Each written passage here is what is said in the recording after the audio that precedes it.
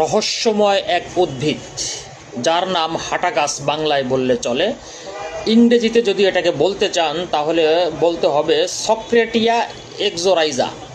এই গাছটি হাটা গাছ হিসেবেই পরিচিত। মনে হয় আপনি ছবিতে যেভাবে দেখছেন মনে হয় যেন গাছ হেঁটে হেঁটে এক স্থান থেকে অন্য স্থানে চলে যাচ্ছে।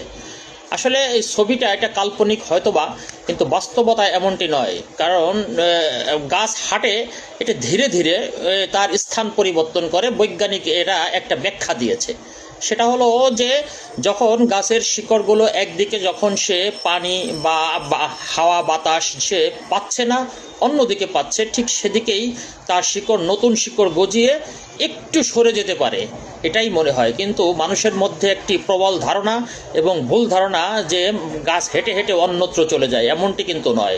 সে বেঁচে থাকার জন্যই এমনটি করে থাকে, যা রহস্যময় আল্লাহর সৃষ্টি।